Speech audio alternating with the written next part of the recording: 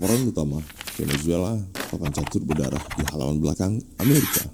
Balik wajah krisis kemanusiaan yang menghiasi berita utama, hyperinflasi, rak toko yang kosong melempong, dan pemadaman listrik secara massal. Venezuela sejatinya sedang menyembunyikan sebuah pertarungan raksasa yang sunyi namun sangat brutal. Negara ini bukan sekedar contoh kegagalan tata kelola di pemerintahannya, melainkan telah berubah menjadi medan tempur terbuka bagi perebutan pengaruh global. The United States has carried out a series of strikes against Venezuela, announcing the capture of Nicolas Maduro and his wife. Nicolas Maduro stood in federal court and pleaded not guilty to narco-terrorism charges. Di satu sisi, jutaan warganya mengais hidup dalam ketidakpastian atau memilih melarikan diri dari tanah airnya. Namun, di sisi lain, negara ini berdiri di atas harta karun energi yang membuat kekuatan-kekuatan dunia seperti Amerika Serikat, China, dan Rusia rela melakukan apa saja untuk menancapkan kukunya.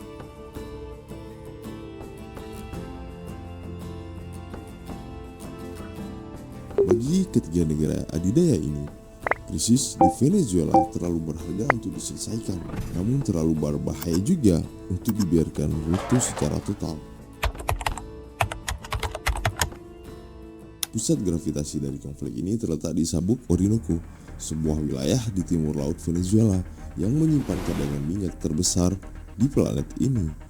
Data resmi mencatat cadangan terbukti sebesar 303 miliar barrel, sebuah angka fantastis yang melampaui cadangan Arab Saudi atau sekitar 267 miliar barrel, dan Kanada itu 164 miliar barrel.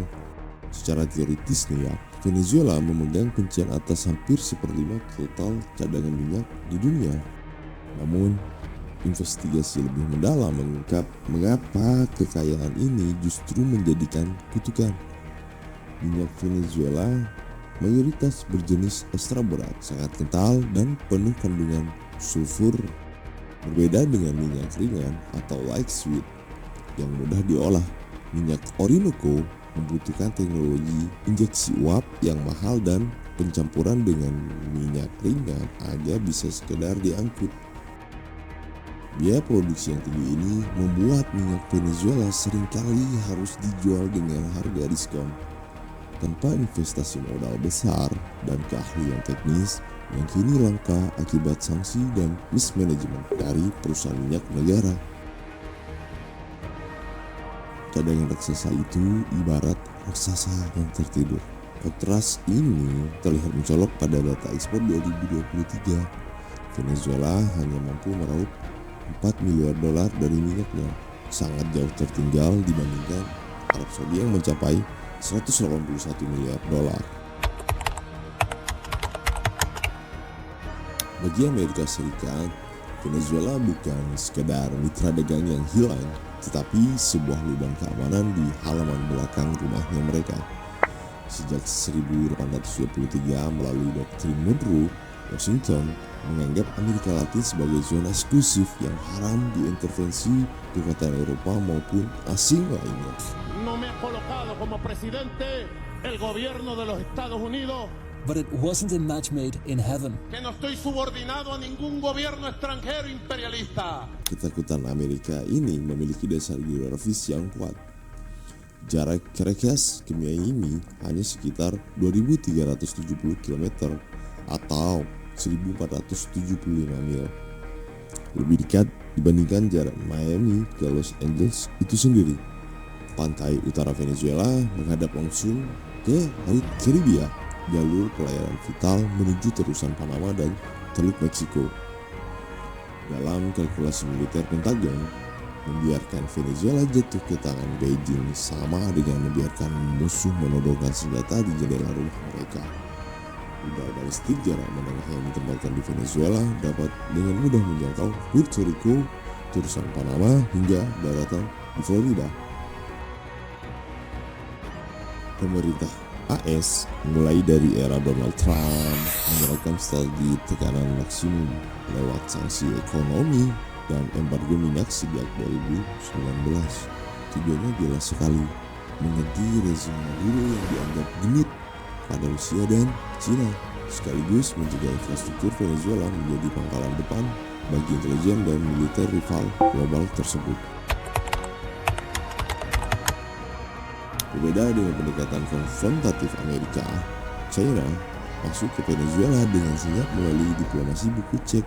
Sejak era Hugo Chavez, Beijing melihat Venezuela sebagai mitra strategis untuk mengamankan pasokan energi jangka panjang dan mengurangi ketergantungan pada minyak di Timur Tengah. Melalui skema Loan for Oil atau utang dibayar minyak, China menggelontorkan lebih dari 60 miliar dolar tahun 2007 hingga 2017. Dana ini mencakup 40% dari total pinjaman Cina ke seluruh Amerika Latin. Sebagai imbalannya, Cina mendapatkan aliran minyak yang stabil. Bahkan kini menjadi tujuan ekspor utama Venezuela yang menampung 55-80% ekspor negara tersebut. Namun, langkah Cina ini bukan tanpa pamrih. Ini adalah bentuk soft imperialism dengan menopang ekonomi Venezuela yang sangat dikucilkan oleh Barat. Cina mendapatkan pijakan politik di Amerika Latin tanpa perlu mengirim satupun tentara. Meski begitu, Cina tetap pragmatis. Mereka menahan utang baru saat ekonomi Venezuela ambruk dan bahkan menjalin komunikasi dengan oposisi demi mengamankan pembayaran utang di masa depan.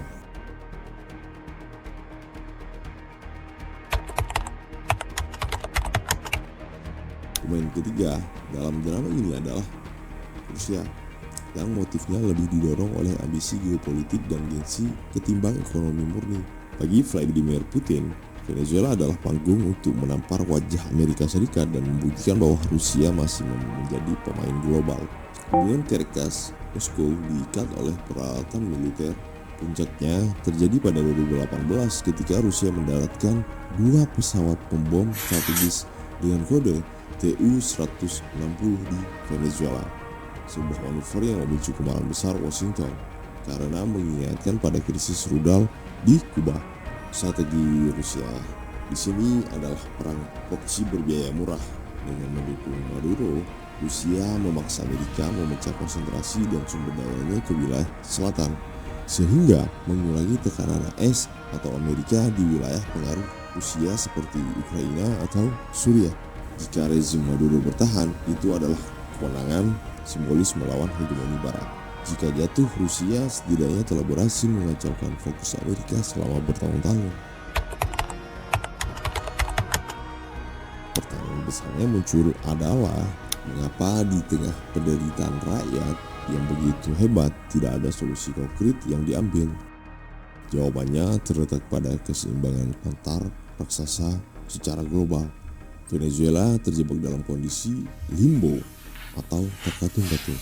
Amerika tidak ingin menginvasi secara militer karena biaya yang mahal dan trauma sejarah, namun terus mencekik lewat sanksi. Di sisi lain, China dan Rusia terus memberikan nafas buatan bagi rezim Maduro agar tidak runtuh, namun tidak cukup besar untuk membuat Venezuela pulih sepenuhnya. Semua pihak juga takut pada skenario negara yang sangat gagal atau failed state. Jika pemerintahan Venezuela runtuh total tanpa transisi yang jelas, dampaknya akan mengerikan bagi semua pihak.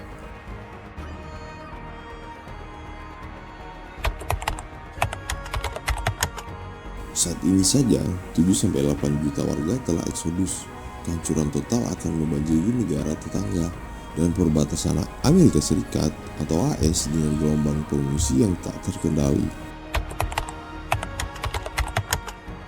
Kekosongan kekuasaan akan diisi oleh kartel narkoba dan kelompok teroris, menjadikan wilayah Venezuela yang luas sebagai safe haven bagi narko-terorisme yang mengancam stabilitas secara regional.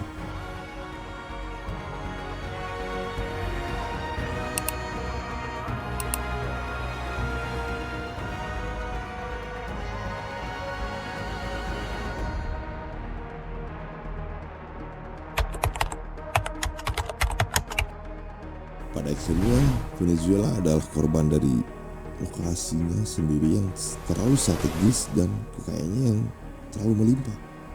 Dan Venezuela hanyalah pion dalam papan catur ini. sementara raja dan menteri dimainkan dari Washington, Beijing, dan Moskow.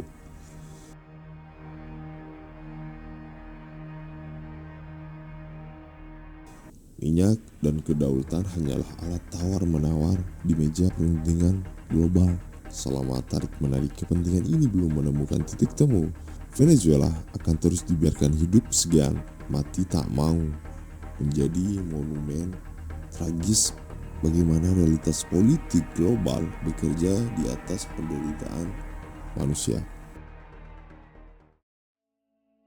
Dari tragedi di Venezuela, kita dapat menarik kesimpulan bahwa kekayaan alam bukanlah jaminan kemakmuran. Venezuela mengajarkan kita sebuah tesis penting tentang ketahanan negara. Geopolitik adalah keniscayaan. Kita tidak bisa marah fakta bahwa negara adidaya seperti Amerika Serikat, China, dan Rusia memiliki kepentingan. Itu adalah sifat alami politik secara global. Masalahnya bukan pada jahatnya mereka, tapi pada lemahnya imunitas internal di negara Venezuela itu sendiri sehingga mudah diintervensi. Negara yang menggantungkan nasib ekonominya pada utang asing atau perlindungan militer asing, baik barat maupun timur, sejatinya sedang menggadaikan kedaulatannya. Kritik ini ditujukan bukan untuk menjatuhkan, tapi untuk membangun kesadaran baru atau growth mindset bagi pemimpin dan masyarakat secara luas. Aset terbesar sebuah bangsa bukanlah apa yang ada di bawah tanah, tapi apa yang ada di dalam kepala manusianya. Investasi terbaik adalah pendidikan dan teknologi. El imponernos su modelo de explotación y de saqueo y su hegemonía a punta de guerras. Pesannya, minyak bisa habis, tapi inovasi dan kreativitas manusia adalah sumber daya terbarukan yang tidak terbatas. Jadikan negara Venezuela ini sebagai cermin, bukan untuk ditertawakan, tapi untuk diintrospeksi. Kita harus bersyukur atas apa yang kita miliki hari ini, namun tetap selalu waspada. Bangsa yang cerdas adalah bangsa yang belajar dari kesalahan bangsa lain tanpa perlu mengalami penderitaan yang sama. Membangun kedaulatan bukan dengan teriakan anti asing, tapi dengan memperkuat otot-otot kemandirian bangsa itu sendiri.